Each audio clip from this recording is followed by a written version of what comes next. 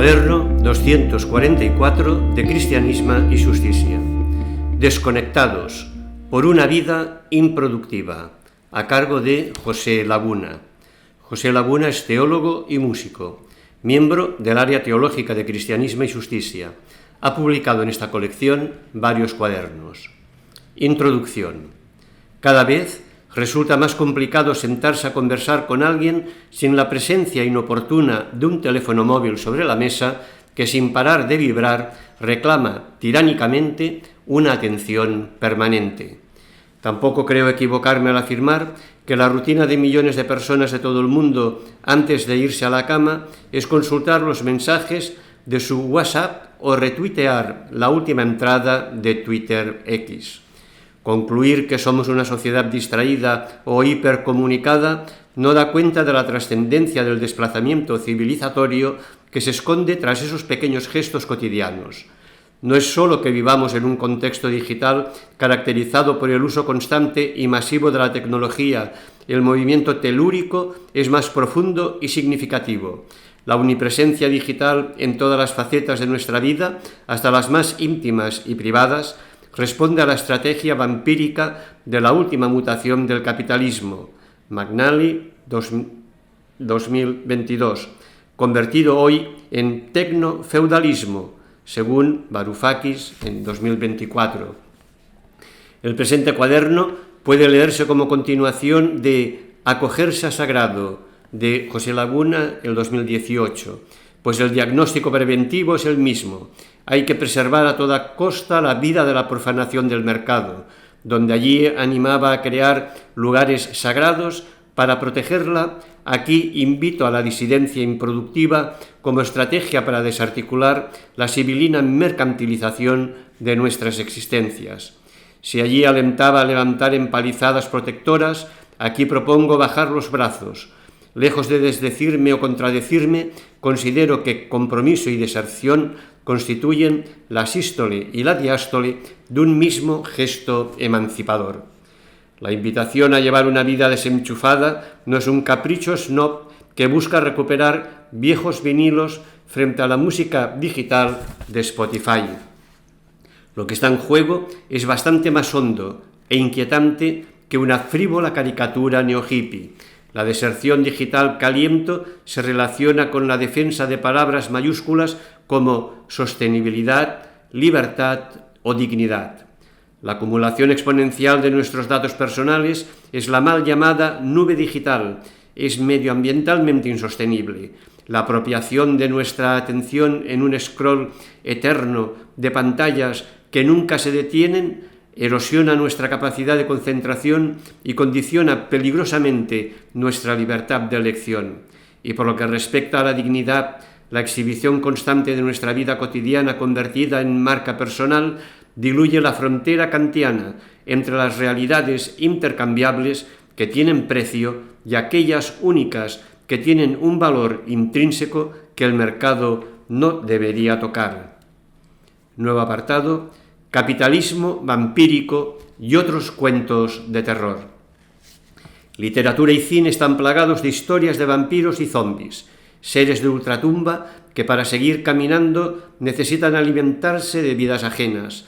Al morder a los humanos, estos pasan a formar parte de una comitiva de muertos vivientes sin más objetivo aparente que seguir infectando a otros. La alianza poder-mercado que define el estadio actual del capitalismo neoliberal responde a la lógica vampírica. El mercado, que parasita el cuerpo de un poder estatal del que absorbe su fuerza debilitándolo, busca incrementar la comitiva zombie que le permita mantener el ritmo de acumulación exponencial que caracteriza su modelo de desarrollo extractivista. Agotados los recursos naturales y expropiadas la fuerza y el tiempo de trabajo que hasta ayer saciaban la sed de sangre de viejos vampiros liberales, la última frontera a traspasar, el último recurso a explotar por los nuevos zombies neoliberales es la vida misma.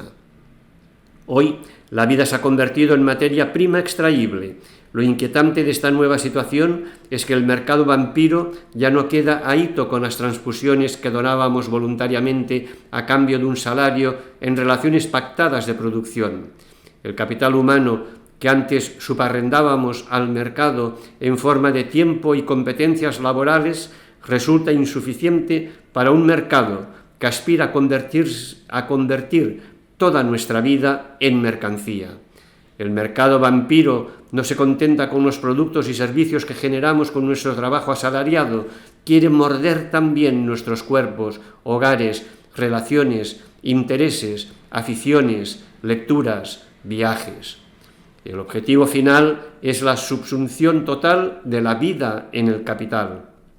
El mercado vampiro busca derribar las puertas de nuestras casas para convertir en mercancía la vida desnuda de nuestras existencias cotidianas. En la democracia ateniense, el poder de la polis protegía la vida de los ciudadanos ilustres, mientras el hogar quedaba bajo la custodia de los lares domésticos. Entre la polis y el oikos, entre el ágora y la casa, se abría el espacio de la producción y el mercado en el que se intercambiaban recursos naturales y bienes manufacturados, sin olvidar los servicios de las vidas desechables de esclavos, metecos y mujeres prostituidas. Comprados el pan, la túnica y la espada, el soldado podía volver a su vida política como defensor de la ciudad, mientras que labradores, artesanos, mujeres y niños regresaban al espacio doméstico de sus vidas desnudas. El desarrollo del movimiento obrero y sindical puede leerse como el esfuerzo por amurallar esos espacios domésticos de vidas improductivas y relaciones de cuidado. Cuando en plena revolución industrial el movimiento obrero logró limitar la jornada laboral a 8 horas de trabajo frente a las 10 o 16 horas diarias, 6 días a la semana, levantó un cortafuegos para proteger las 8 horas de recreo y las 8 horas de descanso de la voracidad de un mercado que se resistía y se resiste a desaprovechar la plusvalía que podrían generar esas 16 horas de vida privada. De Drácula a Crepúsculo, un capitalismo con rostro amable.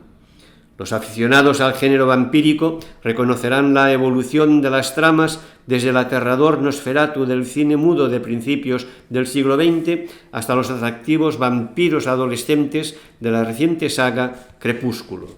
En los nuevos relatos de vampiros ya no hay que recurrir a los clásicos crucifijos, agua bendita y ajos para mantenerlos a raya, porque sencillamente conviven entre nosotros. Es más, los amoríos y aventuras de las nuevas generaciones de muertos vivientes resultan apetecibles a los ojos de unas vidas humanas que, por contraste, se antojan grises y monótonas. Los vampiros ya no necesitan esforzarse para morder nuestra yugular, se la ofrecemos gustosos para poder participar de sus excitantes inexistencias, aunque para ello tengamos que ir despojándonos poco a poco de nuestras vidas reales. El mercado vampiro ha dejado de darnos miedo porque oculta astutamente su mirada aterradora para poder seguir chupando nuestra sangre. El mercado vampiro se ha colado en nuestras casas, camuflado bajo la capa de un capitalismo evanescente con rostro amable. El mercado actual no negocia solo con materiales tangibles. La financiarización y la digitalización de la economía, que desvincula el valor de intercambio de sus anclajes palpables, fomenta un mercado aparentemente etéreo en el que se intercambian productos financieros, divisas y datos. El trabajo fuera de la factoría se infiltra hoy en redes comunicativas virtuales. Cuando la producción inmaterial ha llegado a ser hegemónica, entonces la mercancía más importante para el capitalismo contemporáneo es el mundo de la vida, pues la comunicación y la cultura ofrecen el medio para su manufactura. Según McLaughlin, 2017. Nuestra vida doméstica ingresa en el mercado a medida en que convertimos las acciones cotidianas en datos que, después de ser extraídos, 4 empresas, literalmente, agregarán y venderán. El mercado vampiro absorbe nuestra vida privada cada vez que compartiendo los datos personales trabajamos como mineros infatigables para un gran hermano digital. El mercado vampiro nos lanza una dentellada cuando convertimos en apartamento turístico la casa donde nacimos y crecimos. El mercado vampiro entra en nuestros salones bajo la forma de teletrabajo. El mercado vampiro se cuela en las instituciones educativas cuando convierte el aprendizaje crítico en competencias utilitaristas. El mercado vampiro absorbe nuestro tiempo libre cuando publicitamos compulsivamente en redes sociales las fotos de nuestras últimas vacaciones. El universo digital diluye las fronteras clásicas entre vida privada y actividad mercantil profesional. El gamer que se pasa horas retransmitiendo un videojuego, ¿juega o trabaja? La influencer que exhibe su día a día en redes sociales, comparte su vida o vende una marca personal. El bloguero que recomienda restaurantes, muestra una afición personal o trabaja como prescriptor involuntario para el negocio de la restauración. La cronista improvisada que cuenta sucesos de su ciudad ejerce un loable rol ciudadano o trabaja como periodista precaria no remunerada. Podríamos seguir ampliando zonas de conflicto personal laboral en un debate tan actual como abierto, pero más allá de las casuísticas particulares, lo que me interesa resaltar es la sutileza de la dinámica de un nuevo feudalismo digital que precariza a los trabajadores como proletarios de la nube y nos convierte a todos en siervos de la misma. La parte más valiosa del stock del capital en la nube no son sus componentes físicos, sino las historias publicadas en Facebook, los vídeos subidos a TikTok y YouTube, las fotos de Instagram, los chistes y los insultos en X, las reseñas de Amazon o incluso nuestros desplazamientos que permiten a los teléfonos avisar a Google Maps del último atasco de tráfico. Al proporcionar estas historias, vídeos, fotos, chistes y movimientos, somos nosotros quienes producimos y reproducimos, al margen de cualquier mercado, el stock del capital en la nube.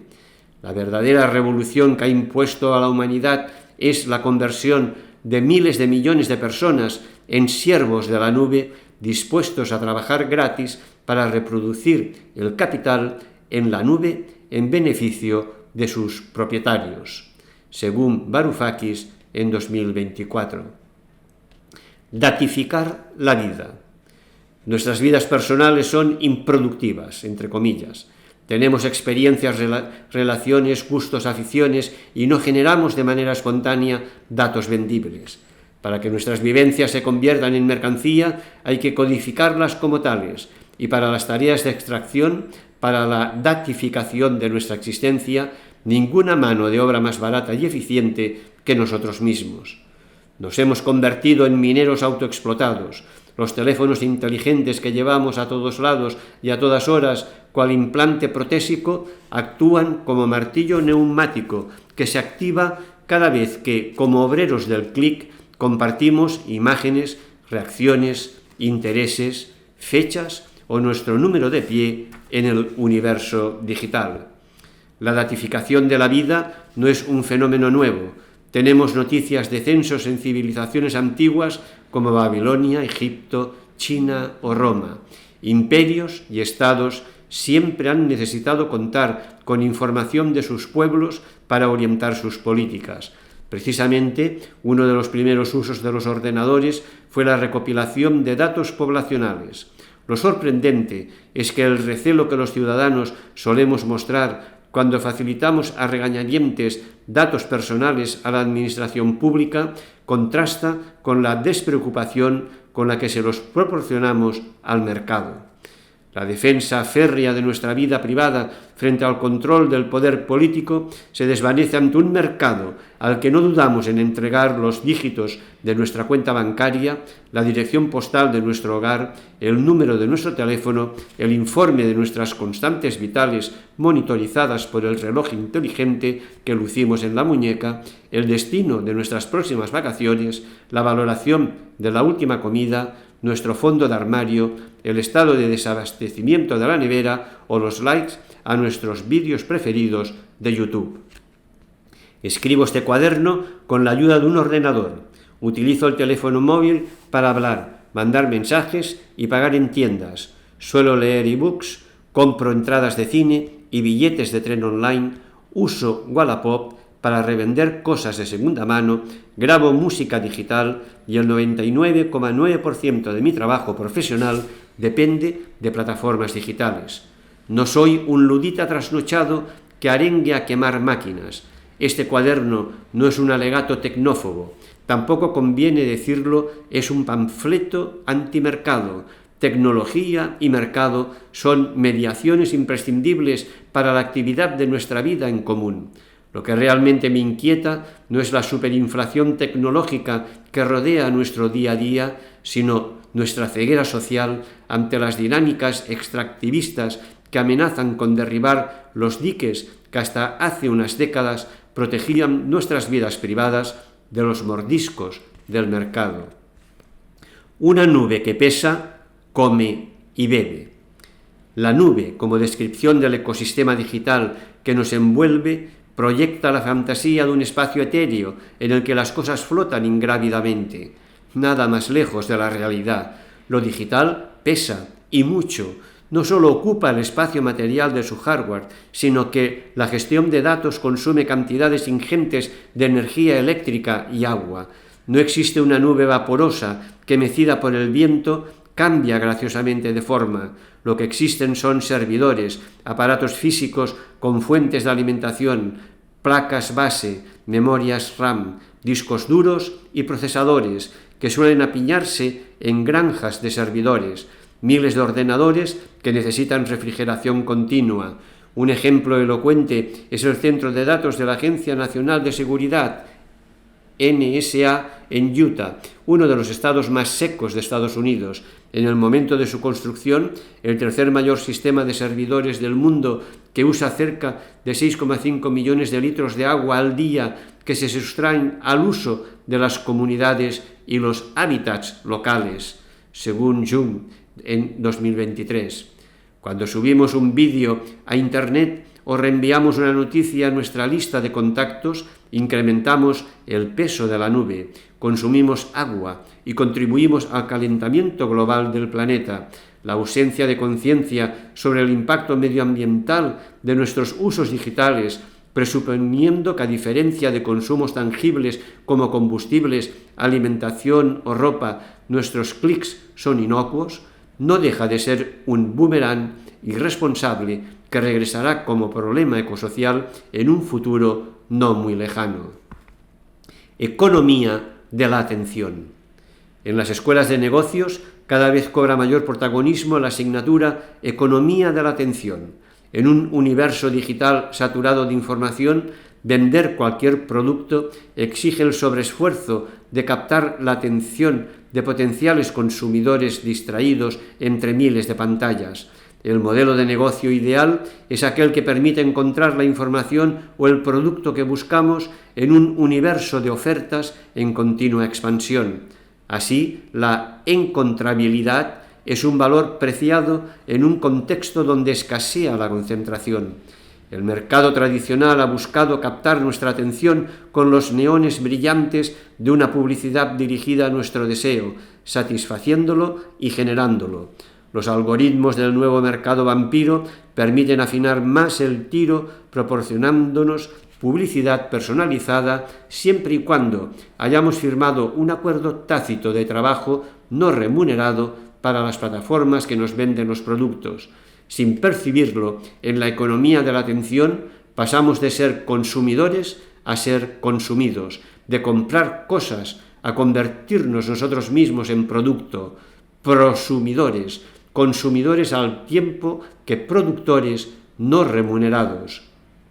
Cada vez que nos conectamos para disfrutar de los servicios de estos algoritmos, no nos queda más opción que hacer un pacto fáustico con sus propietarios.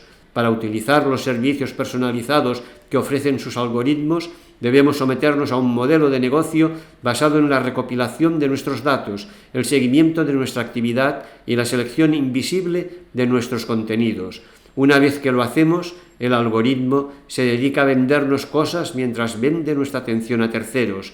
En ese punto sucede algo más profundo que da a sus propietarios un poder inmenso: predecir nuestro comportamiento, guiar nuestras preferencias, influir en nuestras decisiones, hacernos cambiar de opinión para así reducirnos a sus sirvientes no remunerados, cuyo trabajo es proporcionar nuestra información, nuestra atención, nuestra identidad y, sobre todo, los patrones de comportamiento que entrenan a sus algoritmos, según Varoufakis, el 2024. Entre las teorías conspiranoicas que imaginan un gran hermano tiránico como sustituto de aquella mano invisible del mercado preconizada por Adam Smith y las posiciones resignadas que proclaman la imposibilidad de vivir fuera del mercado digital, se abre paso la alerta crítica que se interroga sobre la erosión de las palabras mayúsculas que anticipábamos párrafos arriba. Más allá del funcionamiento y las estrategias algorítmicas que buscan capturar nuestra atención, la cuestión nuclear es: ¿hasta dónde queda comprometida nuestra libertad de elección? ¿Hasta qué punto el condicionante mercantilista de nuestra concentración determina nuestra capacidad de elección en ámbitos no comerciales? El precio del iris. Afortunadamente, solo una minoría de personas tendrá que vérselas con la difícil decisión de vender alguno de sus órganos, alquilar su vientre para gestar un bebé ajeno o recibir dinero a cambio de prostituirse. Nuestras elecciones para salvaguardar la dignidad frente a la mercantilización de la vida no son tan extremas, aunque el mercado vampírico nos confronta una y otra vez con discernimientos que manejan lógicas equivalentes. En algunos centros comerciales se forman largas colas de personas que esperan turno para dejarse escanear el iris de sus ojos a cambio de una pequeña remuneración económica. OpenAI, WorldCoin, la compañía promotora, ha conseguido escanear ya más de 4 millones de iris en todo el mundo. Una empresa privada, una corporación que opera buscando un beneficio económico, atesora los datos biométricos que identifican individualmente a 4 millones de personas. El debate legal y ético generado es intenso y ha llevado a algunos países a prohibir esta práctica. Somos muchos los que utilizamos el reconocimiento facial o la huella digital para desbloquear el móvil, abrir aplicaciones o confirmar pagos online. No fomento paranoias persecutorias frente a presuntos ladrones de identidades. No afirmo que comerciando con las huellas biométricas estemos vendiendo nuestra alma al diablo disfrazado de mercado, aunque sí prevengo de que en la cesión de nuestras identidades digitales a plataformas mercantiles alimentamos demonios incontrolables que, antes pronto que tarde, se cobrarán la minuta de sus servicios. En el contexto de nuestra defensa de la vida privada frente a los envites del mercado vampiro, la protección de los datos biométricos que nos singularizan, huellas, rostro, iris, transponen a gramática digital el debate clásico de la dignidad humana. ¿Nuestro iris tiene valor o solo precio? Sin el descaro de OpenAI, que mercadea abiertamente con datos biométricos, la tecnología de Google Glass o su rival Apple Vision Pro busca también rentabilizar nuestra mirada monitorizando nuestra atención. Las gafas de realidad aumentada que estas compañías publicitan, loando las virtudes del acceso a un universo infinito de experiencias con solo pestañear, silencia la intencionalidad oculta de acceder instantánea y continuamente a nuestro campo de visión, a los intereses en los que fijamos la vista. Si el smartwatch facilita en tiempo real a las plataformas digitales los datos de nuestra actividad física, la calidad de nuestro sueño, la hora a la que nos despertamos, el trayecto que recorremos diariamente para llegar a nuestro trabajo, la alteración de nuestro ritmo cardíaco al visualizar la película recomendada por el algoritmo predictivo que entrenamos con cada una de nuestras elecciones, las gafas digitales aspiran a controlar nuestra mirada en el doble sentido del término, monitorizando nuestra atención y condicionando nuestras decisiones, acotando las recomendaciones comerciales que se adaptan a los intereses que revelan los movimientos imperceptibles de nuestros ojos. Puede que a algunos lectores este escenario les parezca ciencia ficción, como la película Minority Report de Spielberg, en la que el policía John Anderton, Tom Cruise, tenía que sacarse literalmente los ojos para escapar de la vigilancia continua a la que estaba sometido. Admito que pudiera estar un poco paranoico, aunque no deberíamos olvidar que la buena ciencia ficción tiene la capacidad de preconizar futuros incipientes. Pero, sin necesidad de compartir relatos distópicos, desafío al lector a elaborar un listado pormenorizado de los permisos de acceso al micrófono y a la cámara de su teléfono móvil que ha autorizado para cada una de las aplicaciones del mismo. Mucho me temo que solo una minoría de usuarios es plenamente consciente del grado de vigilancia sobre nuestras vidas que permitimos cada vez que saltamos apresuradamente las ilegibles pantallas de advertencias para llegar a usar cuanto antes la app recién instalada. Alexa, Siri y Cortana están permanentemente a la escucha de nuestras instrucciones, pero también de nuestras conversaciones, monólogos, suspiros y jadeos. Hemos dado nuestra autorización. Mientras hacemos deporte, se nos anima desde un satélite GPS a unirnos a un grupo de corredores que transitan nuestra misma ruta y en breve, delante de nuestra mirada, se desplegará el menú de nuestras próximas citas. Hasta las señales de nuestro cerebro empiezan ya a cotizar en el mercado de la atención. Empresas como Meta y Apple están desarrollando neurotecnologías vestibles con capacidad para recopilar datos neuronales potencialmente vendibles a terceros.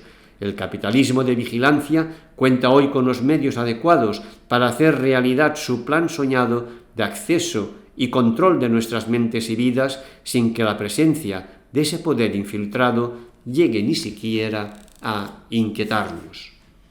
Nuevo apartado. Vidas improductivas. La matriz principal de la desconexión radical que proponemos en estas páginas se sustenta en la necesidad de desvincular la vida privada de cualquier fin utilitarista. Antes de continuar, conviene advertir que la radicalidad a la que nos referimos no es cuantitativa, no abogamos por prescindir totalmente del uso de herramientas tecnológicas, por más que una buena ascesis digital sea más que recomendable, sino cualitativa. El movimiento hacia la desconexión permite discernir los rizomas antropológicos, sociales, políticos y espirituales que se entrelazan tras la aparente neutralidad de nuestros usos digitales. En el contexto del capitalismo vampírico, mantener la distancia entre vida privada y mercado exige amurallar el carácter improductivo de nuestras existencias. Frente a una ontología de la operatividad que define al ser humano desde la actividad y la efectividad, según Weisbosch en el 2020, desconectarse supone reivindicar la dimensión lúdica de la vida, posicionar la inactividad como dimensión específica de lo humano frente al reduccionismo economicista que nos confina a la categoría de homo laborans. Nos estamos asemejando cada vez más a esas personas activas que ruedan como rueda la piedra, conforme a la estupidez de la mecánica. Dado que solo percibimos la vida en términos de trabajo y rendimiento, interpretamos la inactividad como un déficit que ha de ser remediado cuanto antes. Hemos olvidado que la inactividad que no produce nada constituye una forma intensa y esplendorosa de la vida. La inactividad forma lo humanum. Lo que vuelve auténticamente humano al hacer es la cuota de inactividad que haya en él. Si se nos pierde la inactividad en cuanto capacidad, nos pareceremos a una máquina que solo tiene que funcionar. La verdadera vida comienza en el momento en que termina la preocupación por la supervivencia, la urgencia por la pura vida. El fin último de los esfuerzos humanos es la inactividad, según Byung-Chul en 2023. No es lo mismo reconocer la capacidad del ser humano para realizar proezas tecnológicas admirables que reducir su humanidad a mera operatividad, desechando los momentos de inactividad como restos prescindibles de una vida definida desde el rendimiento. Somos lo que hacemos, pero también y fundamentalmente lo que decidimos no hacer. Somos acto, pero también potencia. En la potencia de no, la posibilidad de no hacer, según Agamben, en el 2007, una de cuyas máximas expresiones es el arte, encontramos un valor absoluto que trasciende cualquier tasación o utilidad. Decidir desenchufarse es optar por un hedonismo crítico que se resiste a extraer ninguna plusvalía de la vida desnuda. La perspectiva productivista no solo prescribe visiones técnicas y económicas, se infiltra en todas las disciplinas, imponiendo horizontes de eficacia donde muchas veces no hay más intencionalidad que el puro deleite. Así, por ejemplo, damos por buena la mirada utilitarista de los paleohistoriadores en su interpretación de las pinturas rupestres como ideogramas mágico-simbólicos destinados a facilitar las labores de caza. Dibujando búfalos, ciervos y mamuts en las cuevas, los hombres primitivos buscarían asegurar el éxito de la batida futura. En este caso, se trata de una lectura productiva que autores como Bataille impugnan al presentar esas pinturas como obras de arte, como expresión lúdica, sin más fin que el gozo del arte por el arte. Nuestros ancestros más lejanos sabían perder el tiempo, disfrutaban ociosamente de emborronar rocas, manchar manos y pintar sus rostros. ¿Por qué nos cuesta tanto trabajo imaginarlos divirtiéndose inútilmente y asumimos sin dudar la relación de las pinturas rupestres con el trabajo de cazar? Por más antediluviano que sea, el arte siempre ha sido una tarea inútil. Reivindicar una vida improductiva como modo de desconexión mercantil no es una llamada a la pereza, la inactividad o la ociosidad. Una vida desenchufada no es una vida vegetativa ni pasiva. No se trata de no hacer nada, sino de permanecer alerta para no convertir en precio aquellas actividades que deberíamos disfrutar fundamentalmente como valor. Ciñéndonos al ecosistema digital, desenchufarse es disfrutar de la lectura de una novela sin la presión de alimentar los algoritmos predictivos del ebook, compartiendo en la nube nuestros pasajes favoritos. Desenchufarse es gozar de una conversación con amigos por el simple placer de charlar, sin la urgencia de publicitar en las redes lo motivador del encuentro. Desenchufarse es disfrutar de un concierto sin la obligación de dejar constancia digital de nuestra asistencia al mismo. A este respecto, resulta elocuente las críticas recientes de algunos músicos ante el abuso de los teléfonos móviles en sus actuaciones. Los artistas se quejan de que la experiencia musical ha perdido protagonismo y se ha convertido en mero decorado para jóvenes que buscan instagramizar el momento. Importa más inmortalizarlo que vivirlo. Desenchufarse para vivir porque, como declaraba provocativamente el expresidente de Uruguay, José Pepe Mújica, vivir es amar, es tener el placer de estar al pedo, perdiendo el tiempo con otro. Vivir es cuando sos anciano, jugar al truco con los amigos, hablar de recuerdos, según Rivas Molina y Díaz Campanella en el 2024. Vidas desalmadas. Como diagnosticara Max Weber y radicalizara luego Walter Benjamin, el capitalismo funciona como una religión. Las relaciones de producción y consumo son solo la punta de un iceberg que aloja en su interior dinámicas creyentes que tocan fibras tan sensibles como el deseo, la felicidad y en sus zonas abisales incluso la redención y la culpa, según Agamben en 2019. En su base tecnofeudal, el capitalismo neoliberal no se contenta con atraer a consumidores que visiten puntualmente sus templos plataformas digitales. Aspira a convertir fieles que decidan codificar toda su vida en los parámetros de su sistema operativo. En su deriva metastásica, el mercado neoliberal quiere llegar a roer el tuétano de nuestra existencia, ese reducto íntimo que las religiones nombran como alma. Así lo proclamaba sin ningún rubor la primera ministra británica Margaret Thatcher en una entrevista al Sunday Times en mayo de 1981. Decía: la economía es el medio, el objetivo es cambiar el corazón y el alma. Nada nuevo bajo el sol. Desalmar la vida ha sido siempre el horizonte último de todo proyecto colonizador. Una persona desalmada, destituida de su condición humana, es mera mano de obra, un animal de carga disponible para la producción.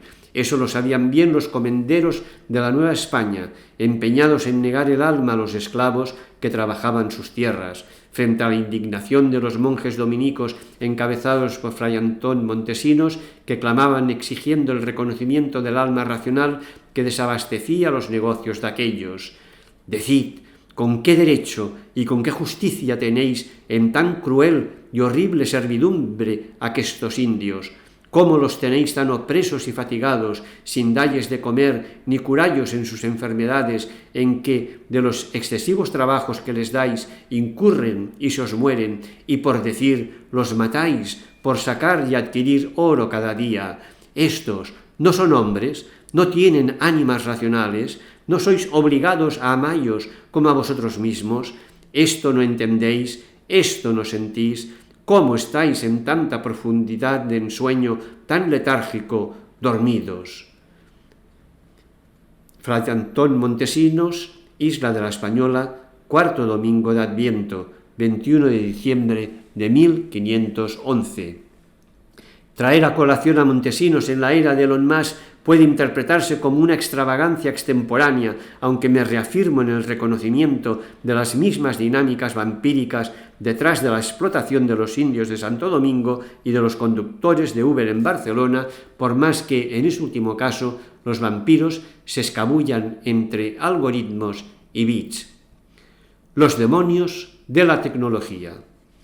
Caracterizar la desconexión desde categorías de combate espiritual delimita certeramente el nivel freático en el que posicionamos nuestro análisis.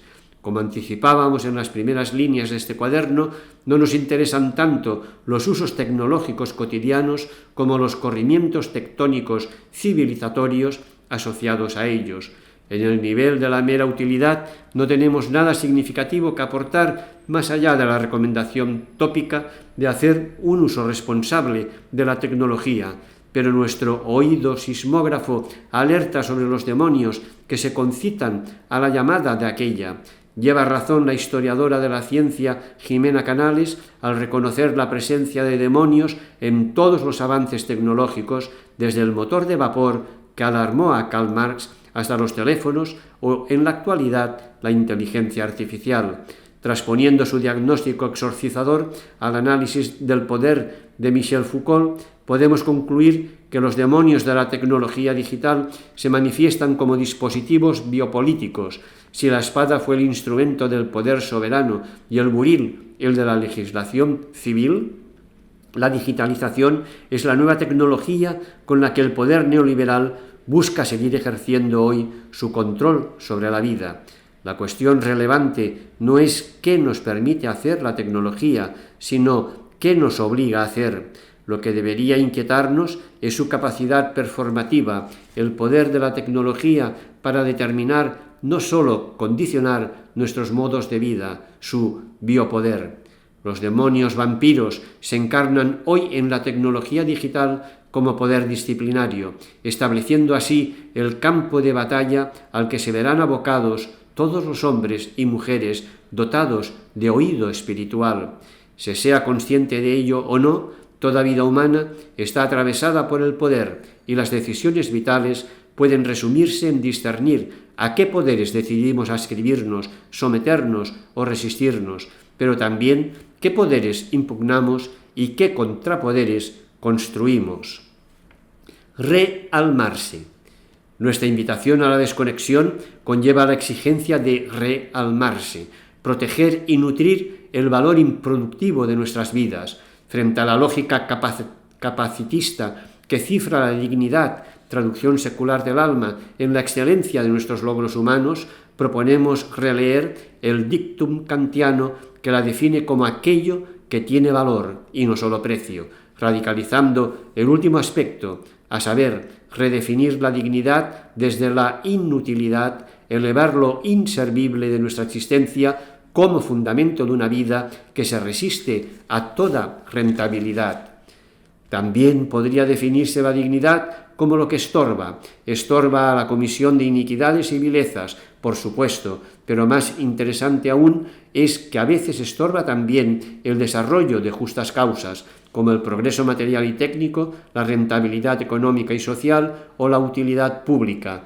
Y este efecto molesto, entorpecedor y paralizante que muchas veces acompaña a la dignidad, que obliga a detenerse y pararse a pensar en ella, nos abre los ojos a la dignitas precisamente de aquellos que son estorbos porque no sirven, los inútiles, los sobrantes, que se hallan siempre amenazados por la lógica de una historia que avanzaría más rápido sin ellos, según Gomá-Lanzón en 2019.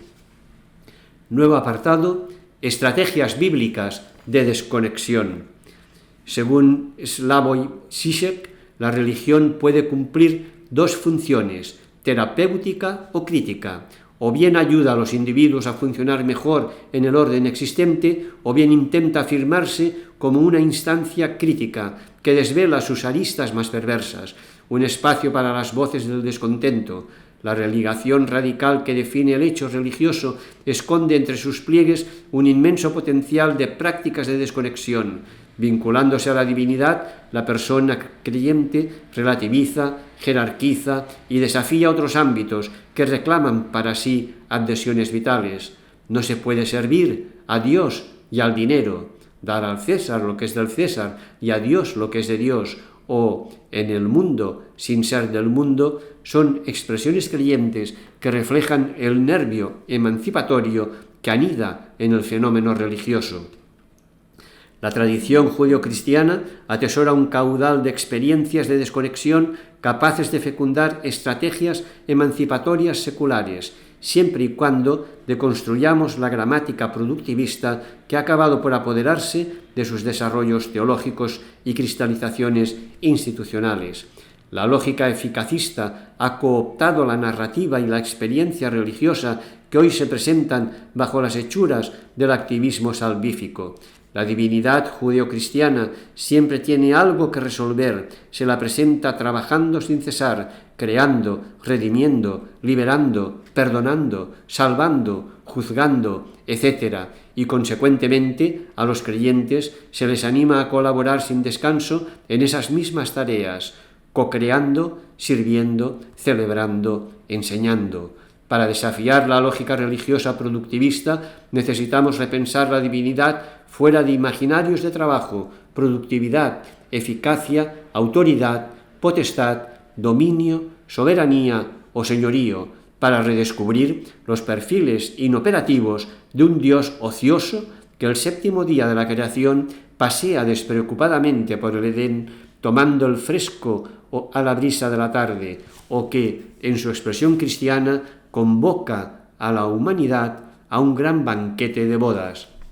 El Dios liberador, el Señor de los ejércitos o el juez apocalíptico siempre tienen una batalla que ganar, un alcázar que defender o una sentencia que dictar. La preocupación del novio de la boda, sin embargo, es asegurar que la fiesta no decaiga por falta de vino. Las teologías políticas tacharán de nihilismo irresponsable estas invitaciones a pasear ociosamente y banquetear en medio de un mundo en llamas en el que existen millones de víctimas. La alerta está más que justificada, máxime cuando el mercado pseudo-religioso está plagado de propuestas evasivas que proponen felicidades de saldo en contextos de terribles injusticias estructurales. Lo que estas críticas suelen ignorar es que detrás de muchos compromisos liberacionistas bien intencionados, no pocas veces se alimenta al monstruo contra el que se combate. Nuestro alegato en favor de una desconexión radical no es una llamada a la evasión, sino a la disidencia. Rebelarse contra los poderes que buscan adueñarse de nuestras vidas puede tomar la forma de lucha frentista, opción que a nuestro juicio retroalimenta la lógica del poder, o la deserción hacia espacios ácratas en compañía de una divinidad impotente. Necesitamos abrir rendijas interpretativas fuera de los marcos simbólicos de eficacia, orden y dominio para atisbar caminos inhóspitos en los que la presencia divina, Shekinah, pueda presentarse bajo los signos de la impotencia, la vulnerabilidad y la danza, una Shekinah llorosa y festiva que la teología feminista reivindica como contrapunto a una omnipotencia divina modelada con las hechuras patriarcales de monarcas absolutos batalladores, según Johnson en 2002. Nos acercamos a la experiencia creyente como punto de fuga anarquizante, alineándonos así con corrientes de pensamiento postestructuralista. Estas corrientes transgreden los marcos epistemológicos, normativos y normalizadores articulados por el poder, también el digital, y reivindican la construcción de espacios ácratas situados en sus afueras. Algún día habrá que tratar de definir las formas y categorías fundamentales de este pensamiento del afuera. Habrá también que esforzarse por encontrar las huellas de su recorrido, por buscar de dónde proviene y qué dirección lleva. Podría muy bien suponerse que tiene su origen en aquel pensamiento místico que desde los textos del pseudo Dionisio ha estado merodeando por los confines del cristianismo. Quizá se haya mantenido durante un milenio más o menos bajo las formas de la teología negativa, según Foucault en 1997. Éxodo, sábado, banquete, encarnación y buena noticia son algunas metáforas bíblicas que incuban itinerarios improductivos pendientes de eclosionar, puntos de fuga emancipatorios en los que la salvación-liberación se presenta bajo la forma de fiesta y espera. Detengámonos brevemente en ellas. Éxodo. He visto la opresión de mi pueblo en Egipto, he oído sus quejas contra los opresores, me he fijado en sus sufrimientos y he bajado a librarlos de los egipcios, a sacarlos de esta tierra para llevarlos a una tierra fértil y espaciosa, tierra que emana leche y miel. Lo leemos en Éxodo 3, 7 y 8. La dialéctica materialista que las teologías de la liberación emplearon profusamente en el siglo pasado para escudriñar la infraestructura social proyectó su gramática productivista sobre el relato fundacional del Éxodo, que pasó a releerse exclusivamente desde una clave socioeconómica: opresión, esclavitud, lucha de clases, fuerza de trabajo, producción y demás categorías marxistas encontraban referencias directas en aquel conflicto laboral entre faraones opresores y trabajadores oprimidos a cuenta de la construcción de pirámides megalómanas, una interpretación economicista que se proyectará sobre el resto de la Biblia, incluido el Nuevo Testamento, y que de paso cercenará la posibilidad de explorar hermenéuticas disidentes alternativas. En el contexto del capitalismo digital, la gran dificultad para mantener la clarividencia de una mirada consciente de las estructuras de dominio que poco a poco carcomen nuestra existencia estriba en la debilidad de nuestros diagnósticos sociales críticos. Hoy no encontramos referentes directos con los que emparejar las categorías analíticas dialécticas. ¿Quién es el faraón opresor que se esconde detrás de la plataforma digital de Globo, que decide a qué repartidores premiar o castigar en función de los likes de los usuarios? ¿Son los riders un pueblo oprimido consciente de su opresión? La complejidad del ecosistema digital por el que transitan sin solución de continuidad nuestras vidas laborales y personales dificulta la identificación de la infraestructura duélica, según Sobrino en 1991, que batalla tras usos digitales aparentemente inocuos. Pero, aunque nos cueste reconocerlo, el pecado estructural también se esconde tras algoritmos y chatbots. Por más distantes que parezcan, encontramos los mismos espíritus batalladores en la explotación de los hebreos en Egipto bajo el mandato del faraón relatada en el Éxodo y en las 6.500 muertes por accidente laboral que, según The Guardian, se produjeron en las obras de Qatar 2022 para el Mundial de Fútbol. El 69% de las muertes de inmigrantes indios, nepaleses y bengalíes de los 2 millones que fueron ahí a trabajar se clasificaron como naturales por las autoridades del país. Los esclavos de entonces y los desechados de ahora engrosan la cultura del descarte, uno de los fenómenos más dramáticos de nuestro tiempo, según el Papa Francisco, por el cual la sociedad humana tiende a dejar de lado todo lo que no responde a criterios de eficiencia, productividad, reactividad, pero también de belleza, juventud, fuerza y vivacidad, según Francisco. Evidentemente, el relato del Éxodo se puede leer bajo el prisma de la lucha opresor-oprimido, pero también puede considerarse desde la perspectiva improductiva de la deserción. Los hebreos no salen de Egipto tras el liderazgo de Moisés en busca de mejores condiciones laborales en otro lugar. El desencadenante de su huida es la conciencia divina de su situación de opresión y la alternativa bajo la forma de promesa, ociosa, de una tierra fértil y espaciosa que emana leche y miel.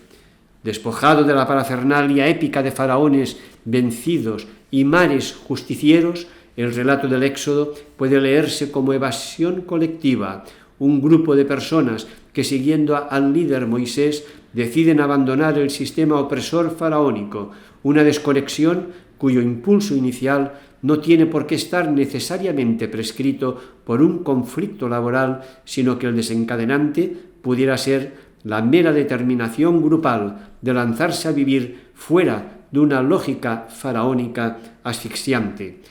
En la pospandemia del COVID-19 se produjo un éxodo masivo de profesionales que renunciaban a trabajos absorbentes en pos de una vida más plena y satisfactoria.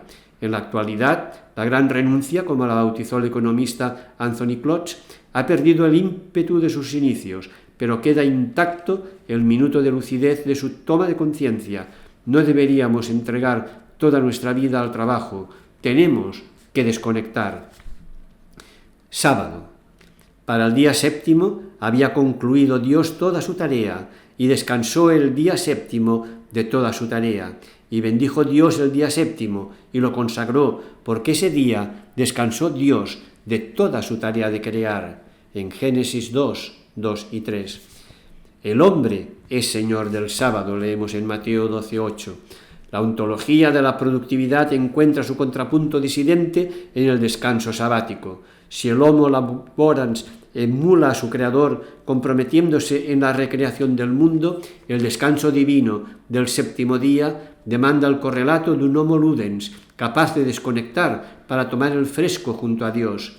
La vida humana, dirá Giorgio Agamben, es inoperosa y sin objetivo, pero precisamente esa argía y esta ausencia de objetivo hacen posible la operosidad incomparable de la especie humana. El hombre se ha consagrado a la producción y al trabajo porque en su esencia está totalmente privado de obra, porque él es por excelencia un animal sabático. La inoperosidad del séptimo día, el sabatismo, nombra lo más propio de Dios y el fin último del ser humano. El carácter bucólico del paralelismo creador-criatura en su dimensión pasiva se enfrenta con la dificultad real del Homo digitalis actual para dejar el celular a las puertas del paraíso y dedicarse a pasear despreocupadamente. El imperativo obsesivo de sentirse permanentemente conectado y disponible para un otro digital omnipresente trasciende el relato economicista que venimos empleando para sumergirse en los meandros psicoanalíticos de la angustia vital de un ser humano que no solo nos entiende sin su actuar, sino que además teme detenerse y encontrarse a sí mismo frente al vacío de un alma raquítica. Somos animales sabáticos, por más que hoy desconozcamos o rehuyamos nuestra condición primigenia, saltando obsesivamente de pantalla en pantalla. ¿Qué hacer cuando no haya nada que hacer? El fin de todo empeño laboral o revolucionario es el descanso. Se formule como redención universal desde la cosmovisión creyente o como fin de la historia desde una secular. El anhelo último de la humanidad es llegar a una situación de paz perpetua. El destino de cualquier compromiso liberacionista es llegar a un reposo eterno, dejar atrás una lucha que sería ya innecesaria. Llegados a ese punto, la cuestión inquietante que se le plantea tanto al trabajador incansable como al revolucionario comprometido es ¿qué seguir haciendo cuando ya no haya nada más que hacer? Esta cuestión de cariz posmoderno alude asimismo a una pregunta clave para la tradición marxista. En el fin de la historia, cuando el ser humano esté realizando plenamente desalienado y emancipado de la cuestión de clase y la obra humana que determinada, ¿qué haremos? ¿Trabajaremos o no trabajaremos? ¿Nos tomaremos unas vacaciones de la historia? Se trata de una reflexión contemporánea del hombre como Argos, que se articula cuando las lecturas progresistas de la historia propias de la Ilustración y entre ellas un cierto comunismo quedan desacreditadas. Se piensa así la desocupación como una figura de la plenitud, donde la historia ya no está vertebrada por ningún proyecto o tarea universal, según Weisbosch en 2020. El interrogante resulta especialmente amenazante para el Homo laborans, que codifica toda su existencia en función de la productividad. Como una jubilación mal digerida, la persona hiperproductiva no sabe qué hacer al día siguiente de despedirse de la fábrica. ¿A qué dedicará su tiempo el revolucionario que se quedó sin revolución?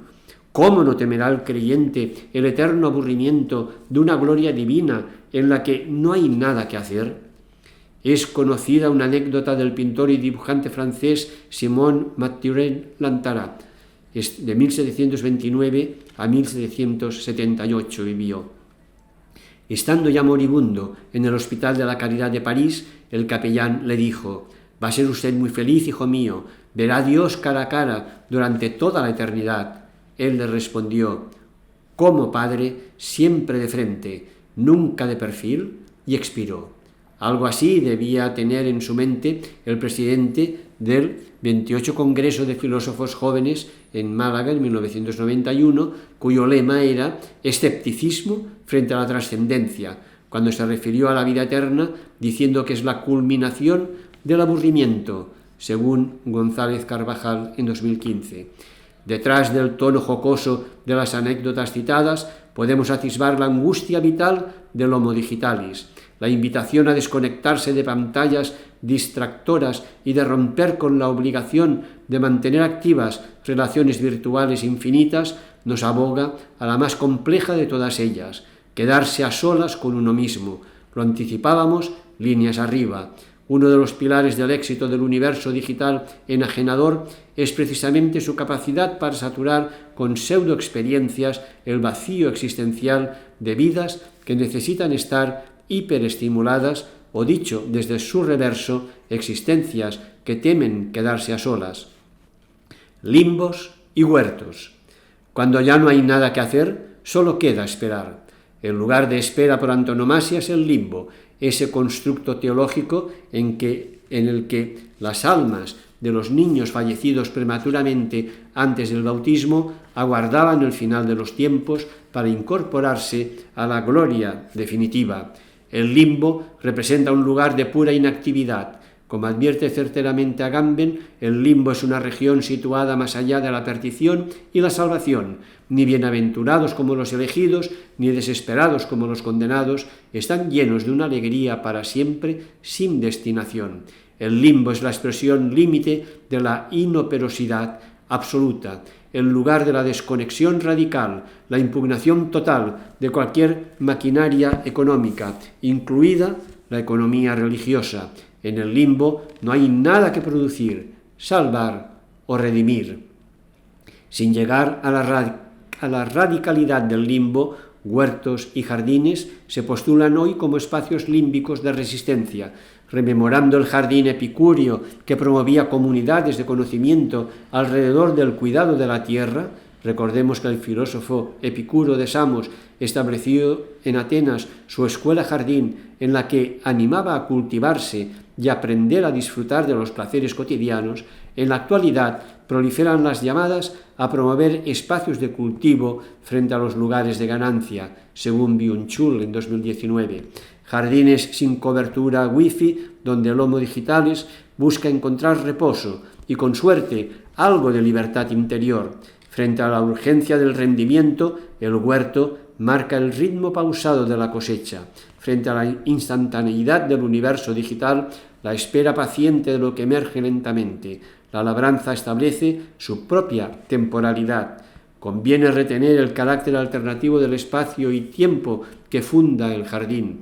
Adentrarse en el jardín, regresar a nuestro humus constitutivo implica la decisión consciente de inaugurar lugares y tiempos otros, heterotopías y heterocronías alejadas del espacio ubicuo de la globalización y del tiempo apresurado del rendimiento. La imagen del claustro monástico expresa bien las coordenadas espaciotemporales de este empeño desmercantilizador. El claustro, un espacio acotado que circula alrededor de un jardín y un discurrir acompasado al tiempo de las horas litúrgicas, articula un modo de vida contracultural que no se rige por el recinto de la fábrica ni por el reloj de la producción, un modus vivendi autárquico que se dota de espacios y temporalidades propias. Aunque sea como anotación marginal, convendría preguntarle a la vida religiosa actual si ésta sigue siendo un lugar otro alternativo a las lógicas productivas o si, como algunos temen, las agendas saturadas de no pocos religiosos y religiosas se guían más por el cronómetro estresante de los ejecutivos que por el kairós paciente de la campana. Banquete. El reino de Dios se parece a un rey que celebra la boda de un hijo, de su hijo. Sacad enseguida el mejor traje y vestidlo, ponedle un anillo en el dedo y sandalias en los pies, traed el ternero cebado y matadlo. Celebremos un banquete. El Nuevo Testamento recurre a la metáfora disruptiva de la comensalidad festiva para delinear el horizonte del reino de Dios o, en términos seculares, los contornos del mejor de los mundos. Conviene retener la simultaneidad de la doble adjetivación, disruptiva y festiva. Como aparece claramente expresado en el relato lucano del hijo pródigo, las comidas del reino rebasan su función nutricional para adentrarse en los recovecos excesivos de la fiesta. El padre que recupera a su hijo pequeño no se contenta con atender el hambre de aquel que llenaba su estómago con las algarrobas de los cerdos, sino que organiza un banquete de gala que irrita al hermano mayor. Si la actuación paterna se hubiese limitado a solventar una necesidad nutricia, el hijo mayor compartiría el corazón compasivo y generoso de su padre, pero lo que le saca de sus casillas es la desmesura festiva del banquete. Mira, a mí, en tantos años como te sirvo, sin desobedecer nunca una orden tuya, jamás me has dado un cabrito para comérmelo con mis amigos. Y cuando ha venido ese hijo tuyo que se ha comido tus bienes con malas mujeres, matas para él el ternero cebado. El exceso dionisíaco de los banquetes del reino indigna a los espíritus apolíneos más adustos. No es casual que la presencia del Espíritu Divino se manifieste bajo los síntomas de la embriaguez, por más que las interpretaciones más escrupulosas busquen embridar la desmesura de las experiencias proféticas bajo la utilidad de esperantos conciliadores. Cada uno los oye hablar de las maravillas de Dios en su propia lengua. No acertando a explicárselo, se preguntaban atónitos, ¿qué quiere decir esto? Otros se burlaban, están bebidos. Pedro, de pie con los 11, pidió atención y les dirigió la palabra. Judíos y vecinos todos de Jerusalén, escuchad mis palabras y enteraos bien de lo que pasa. Estos no están borrachos como suponéis, no es más que media mañana. Está sucediendo lo que dijo el profeta Joel.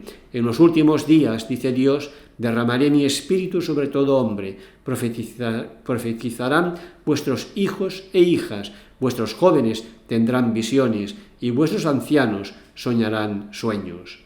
Lo leemos en Hechos 2, del 11 al 17. Revolución y baile. Últimamente no hay manifestación reivindicativa a la que no se sumen grupos de batucadas o charangas que animan las marchas con sus tambores y músicas, una presencia festiva que incomoda a militantes aguerridos para los que estas expresiones de jolgorio degradan y quitan fuerza política a demandas severas que tienen poco que festejar, sin esquivar el valor de la advertencia a no anestesiar con diversión el nervio del gesto indignado. El novio del banquete no disocia la fuerza de la indignación del poder de la fiesta. Yo solo podría creer en un Dios que supiese bailar, proclama Nietzsche por boca de Zaratustra. Si no puedo bailar, no es mi revolución, se corea en muchas manifestaciones feministas. Toda una declaración de intenciones que hace de los cuerpos danzantes un motivo de encuentro, fiesta, deseo, liberación y revolución. Desalojar la fiesta de las luchas emancipatorias acaba por defender causas tan justas como tristes, militancias rígidas que desalojan la alegría, según Berman y Montgomery en 2021. El avecinamiento del reino implica luchar por conseguir las condiciones de una vida digna para todo el mundo, y una vida digna come, se cobija, se cuida, pero también sueña, desea, baila y ríe. No pocos empeños liberacionistas bien intencionados han acabado encallando en la defensa de rígidas reivindicaciones éticas sin atisbo de poética alguna. La reflexión teológica tradicional no sabe bien qué hacer con la fiesta. Participa de la vergüenza ajena de Mical, hija de Saúl, ante las danzas de David. Frente a una teología imperial que loa a David rey y menosprecia al David danzante, reivindicamos la necesidad de una teología inoperante que atestigue la presencia de un Dios festivo en el baile de todos los bufones que en la historia han sido, son y serán.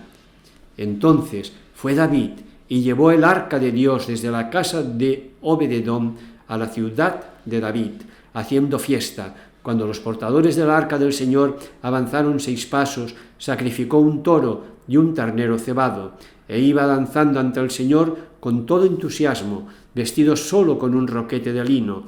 Así iban David y los israelitas, llevando el arca del Señor entre vítores y al sonido de las trompetas. Cuando el arca del Señor entraba en la ciudad de David, Mical, hija de Saúl, estaba mirando por la ventana, y al ver al rey David haciendo piruetas y cabriolas delante del Señor, lo despreció en su interior. Metieron el arca del Señor y la instalaron en su sitio en el centro de la tienda que David le había preparado. David ofreció holocaustos y sacrificios de comunión al Señor, y cuando terminó de ofrecerlos, bendijo al pueblo en el nombre del Señor Todopoderoso. Luego repartió a todos, hombres y mujeres de la multitud israelita, un bollo de pan, una tajada de carne y un pastel de pasas de uvas a cada uno. Después se marcharon todos, cada cual a su casa.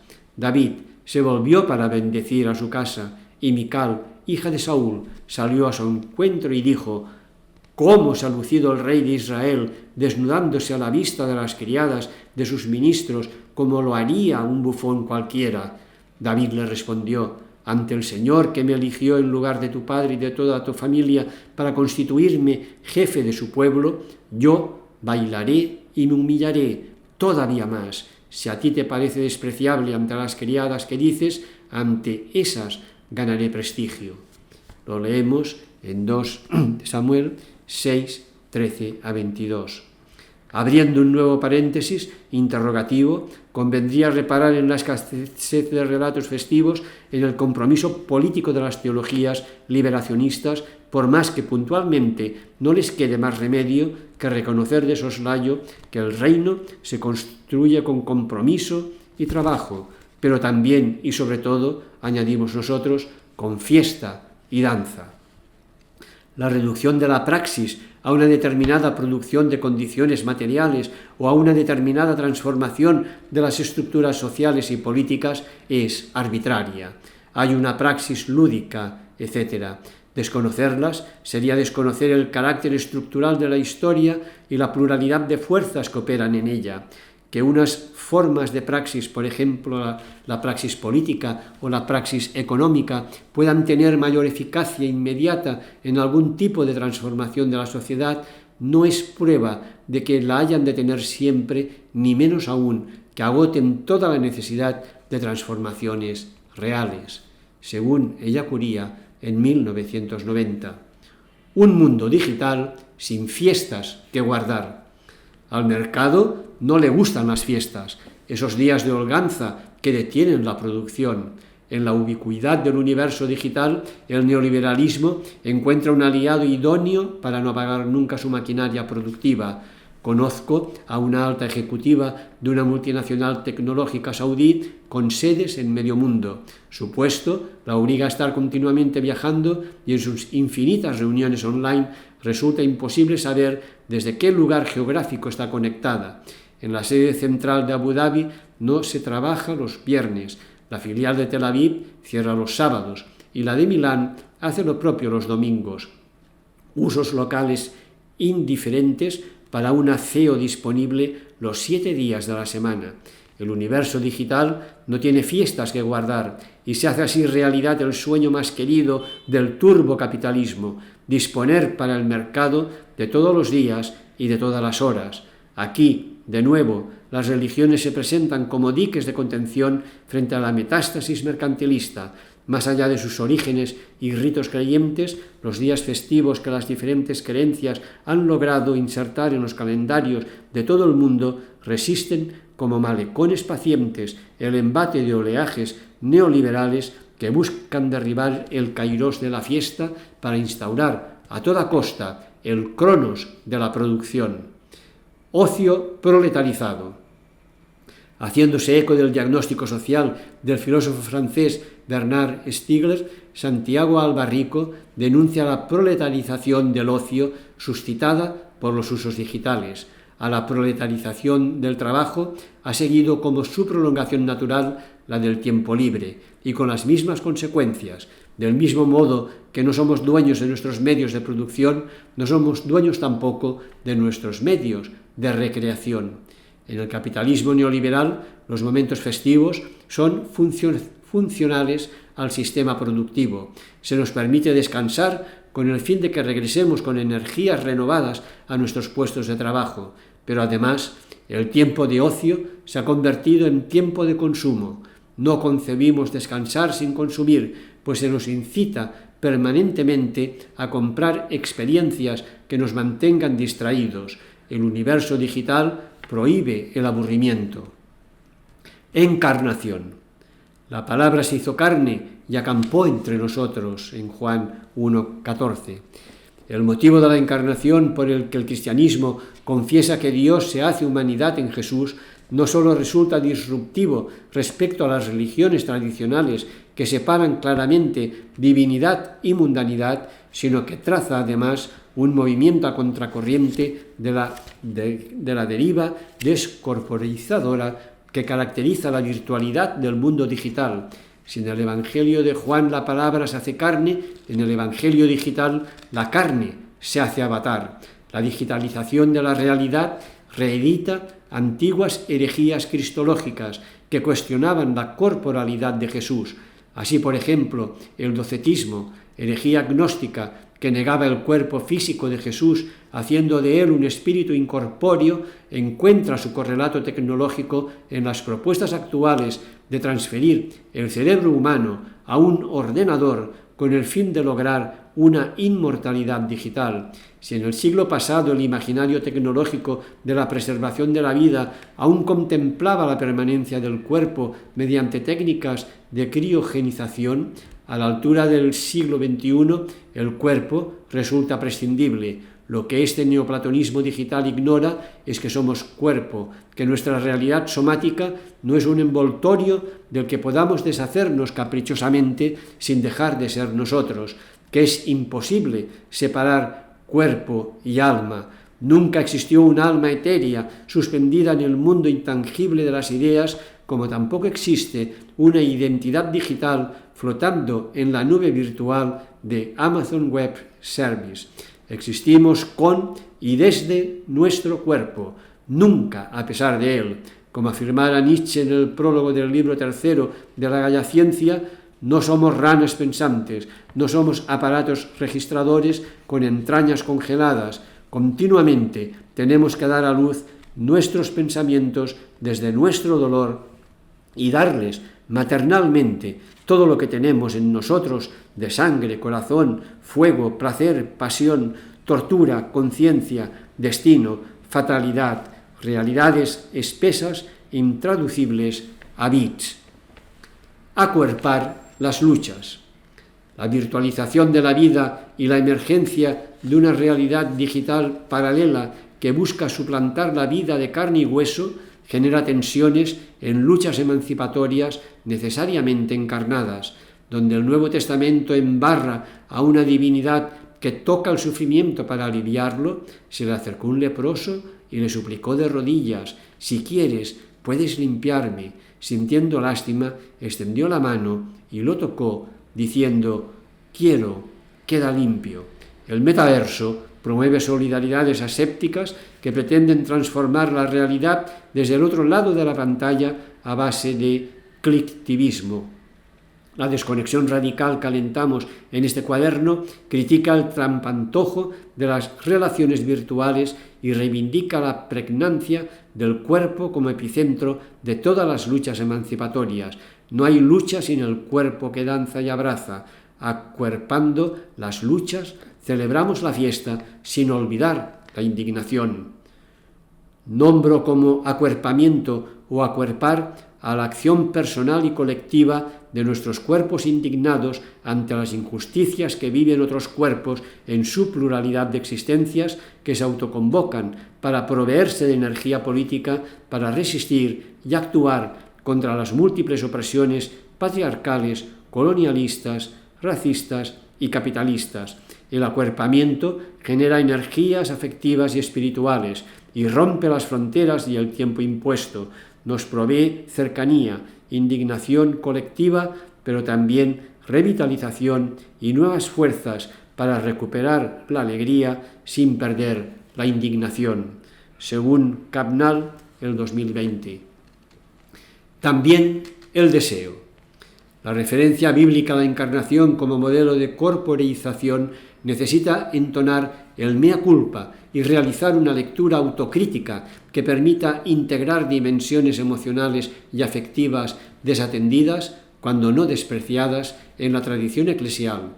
La hostilidad hacia el cuerpo del cristianismo de primera hora, inoculada desde el neoplatonismo agnóstico, desalojó todo rastro deseante del ideal cristiano. El cuerpo como cárcel del alma y fuente de todos los males, pasión, irracionalidad, tentación, perversión, concupiscencia, contaminación, etc., degeneró en una gnosis metafísica dominada por una racionalidad incorpórea libre de pecado. Por más que el misterio de la encarnación afirme con contundencia la corporalidad de Dios mismo, la frontera del pecado pronto levantó un muro defensivo frente a supuestos peligros proyectados sobre el deseo. Este temor y repulsa hacia la potencia deseante de los cuerpos impide contar con su energía a la hora de proyectar identidades personales y construir alternativas comunitarias emancipatorias. El ideal cristiano de existencias angelicales se agota en propuestas de vidas ascéticas y compromisos éticos inanes de vigor deseante. El deseo no puede quedar fuera del entrelazamiento político de los cuerpos. La potencia de la fuerza de trabajo que alimentó antiguas luchas obreras se reinventa hoy como fuerza deseante que anuda en una energía transversal reivindicaciones de muy distinto signo.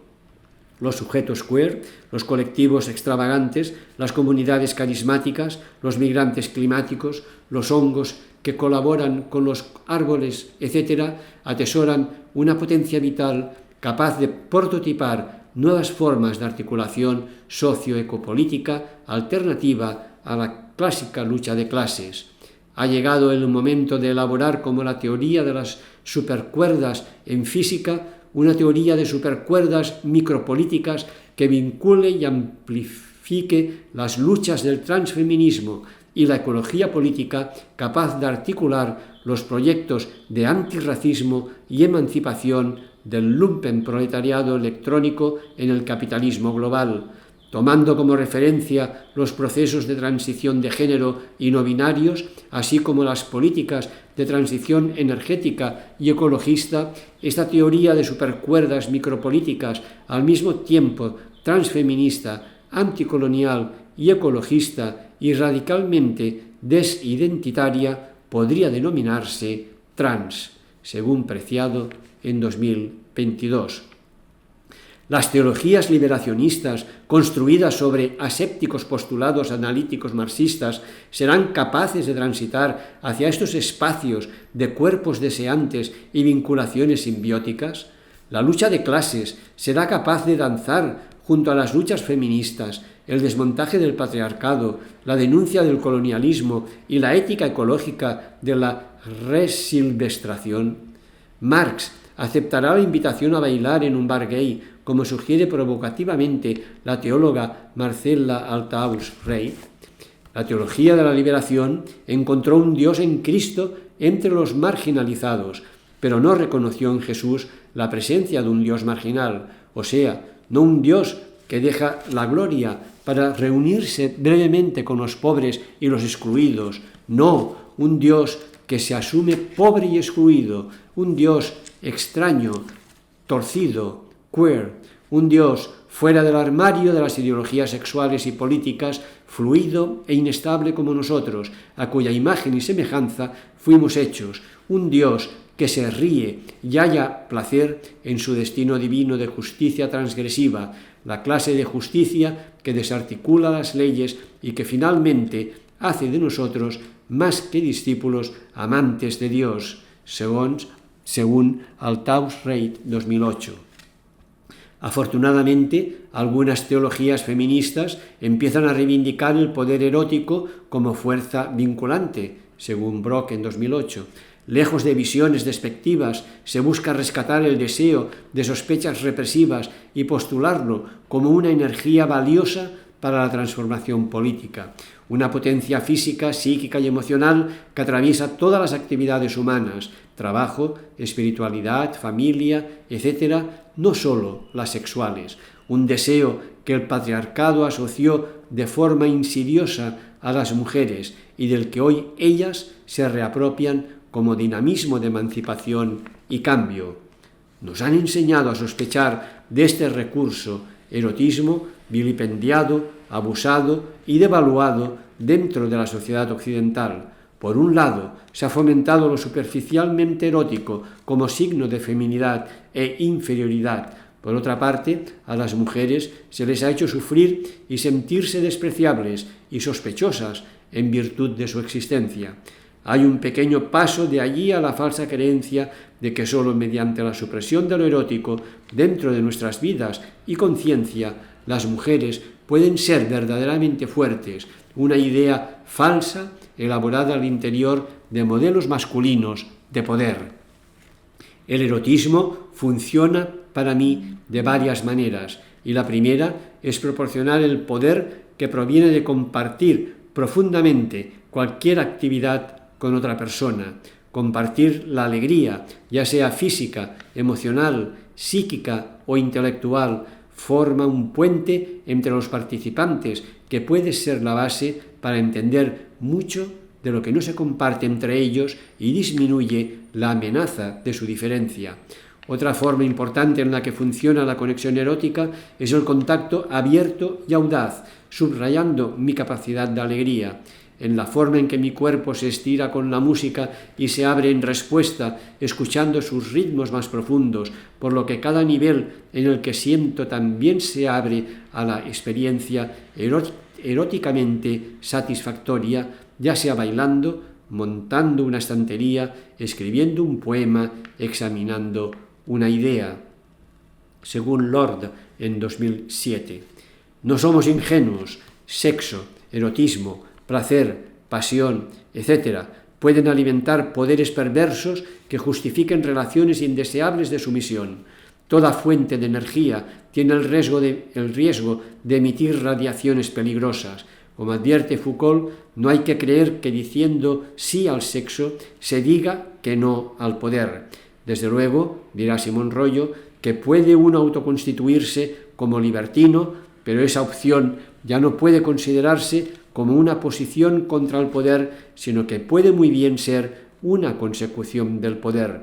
No podemos ignorar que uno de los dispositivos de poder más eficaces del capitalismo, como es la publicidad, se sostiene sobre la estimulación consciente de un deseo siempre insatisfecho. Pero insistimos, reconociendo la posibilidad de sus derivas perversas, el deseo de una vida feliz debe formar parte de la lucha por las condiciones materiales de una vida vivible. Como coreaba uno de los eslóganes del mayo del 68 francés, no queremos un mundo en el que la garantía de no morir de hambre sea la garantía de morir de aburrimiento. Buena noticia. Id a contarle a Juan lo que habéis visto y oído. Los ciegos ven, los cojos andan, los leprosos quedan limpios y los sordos oyen. Los muertos resucitan, a los pobres se les anuncia la buena noticia. En Lucas 7:22.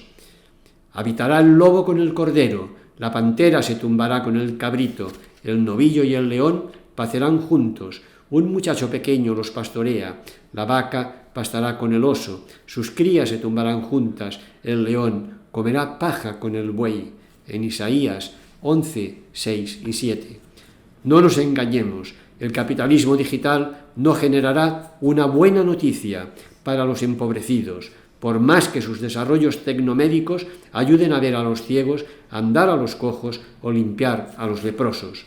No tenemos problemas en reconocer los enormes beneficios de la inteligencia artificial en el desarrollo científico. Manejando a velocidades de vértigo ingentes bases de datos, la inteligencia artificial es capaz de predecir la estructura de millones de proteínas, descubrir centenares de miles de nuevos materiales y avivar proyectos de fusión nuclear, entre otras muchas utilidades aún por explorar, según Pascual en 2024. Pero, reconocidas sus ventajas, hemos de afirmar que la inteligencia artificial es prosaica, se limita a gestionar, por más que lo extienda, el presente y no anuncia necesariamente futuros alternativos para los más vulnerables. Ningún algoritmo predictivo concluirá que un día la vaca pastará con el oso, que los que ahora lloran reirán, que los que pasan hambre quedarán saciados, ni mucho menos que los muertos resucitarán. Todo ello es lógica y humanamente imposible, aunque no deberíamos olvidar que lo que es imposible para la humanidad es posible para Dios. Conviene distinguir la radicalidad de lo nuevo, que abre una brecha imprevisible en el acontecer histórico, de la avidez de novedades con las que el neoliberalismo satura un presente absoluto, según Alemán en 2021. La buena noticia es un acontecimiento radical, un novum no deducible de ninguna causalidad histórica. A diferencia de la religión, la inteligencia artificial no puede prometer nada, no genera por sí misma ninguna novedad. Por extraño que pueda parecernos, muchos de los avances tecnológicos que se presentan como puertas a un futuro novedoso no hacen sino reforzar posiciones reaccionarias. Muchas veces el futuro digital anunciado no es otra cosa que un autómata cognitivo global reproduciendo incesantemente un presente automatizado, según Berardi en 2023. En la estela de los populismos, dirá Lluís Amiguet, la tecnología suele limitarse a proponer nuevos pasados para sustituir viejos futuros. La yuxtaposición de conocimientos digitales no inaugura necesariamente ninguna realidad nueva digna de tal nombre. El desarrollo del Big Data, aplicado a la inteligencia artificial, evidencia con rotundidad lo que quiero decir. Las máquinas que toman cada vez más decisiones autónomas se entrenan con los algoritmos matemáticos de millones de decisiones que otros han tomado ya. El ordenador del coche sin conductor de Tesla decidirá atropellar al peatón que irrumpe sorpresivamente en su trayectoria o autoinmolarse estrellando el vehículo en función de un cálculo de probabilidades previamente determinado, por no entrar en la determinación económica que exige que la decisión ética se decante siempre a favor del propietario. El mismo cálculo de probabilidades con el que el robot de una entidad bancaria resuelve si conceder o no el crédito que el cliente solicita. El debate ético que abre el uso de la inteligencia artificial es apasionante, pero la fascinación digital suele ocultar que los algoritmos matemáticos nunca podrán ir más allá de elecciones predecibles. La novedad acontece allí donde el patrón se rompe y se alumbra una opción no previsible. Solo el pensamiento crítico es capaz de saltar los límites y atisbar futuros alternativos. Puede que, como decía el replicante de la futurista Blade Runner, los androides sueñen con ovejas eléctricas, pero por más que digitales, no dejan de ser ovejas, al fin y al cabo. El progreso se planifica, la promesa se acoge, temporalidades no equiparables que apelan a sujetos y actitudes diversas. Nuevamente aquí, el saber disruptivo de la religión determina qué atención conviene entrenar en función de aquello que se espera. Esperar al novio. Abríamos este cuaderno aludiendo a la compulsión convertida en rutina de consultar el teléfono móvil antes de irnos a dormir. Síntoma, decíamos, de la colonización de la vida por un capitalismo vampírico que ha logrado meterse bajo nuestras sábanas. Atrás quedan para muchos los tiempos en los que el último gesto del día era una oración de acción de gracias, o aquel examen de conciencia en el que rememorábamos las emociones que habían conmovido nuestra alma durante la jornada. Prácticas devocionales que en un contexto de lucha por la atención se presentan hoy como actos contraculturales de resistencia. Desde una perspectiva espiritual, creyente o no, desenchufarse es decidirse a cuidar nuestro ecosistema atencional, huir de la saturación digital que nos confina en los márgenes de lo dado para poner a punto una sensibilidad con capacidad para esperar y acoger la emergencia de lo nuevo, lo no calculable, lo no anticipable, lo no controlable. Un comunismo de la atención, dirá Amador Fernández Sabater, que disputa los contextos que sostienen el entre de lo común, espacios, información, climas afectivos, tiempo de la reproducción. Apagar el móvil para rememorar, pasar por la mente, recordar, pasar por el corazón y agradecer con calma el rastro de la buena noticia en el entramado de nuestra vida biográfica y comunitaria es un acto disidente que se resiste a clausurar la vida en un presente sin promesa. La decisión consciente y lúcida de ser honrados con la realidad, según John Sobrino, de no confundir lo que hay con lo posible, según Ellacuría, una mística de ojos abiertos, según Metz, y un compromiso militante que buscan dejar entreabierta la pequeña puerta por la que aún puede entrar el Mesías, según Benjamin. El reino de Dios, dirá el evangelista Mateo, se parece a 10 muchachas que cogiendo sus candiles salieron a recibir al novio. Solo 5 de ellas estuvieron atentas y pudieron entrar finalmente con el novio al banquete de bodas. Las otras, poco previsoras, olvidaron el aceite para los candiles y cuando llamaron tarde a la puerta, el Señor les respondió: «Os aseguro que no sé quiénes sois, por tanto, estad en vela, que no sabéis el día ni la hora». Ojalá que la venida del novio no nos encuentre distraídos respondiendo compulsivamente al último WhatsApp. Sería una pena perderse el banquete de bodas. Hasta aquí el cuaderno 244 de Cristianisme y Justícia.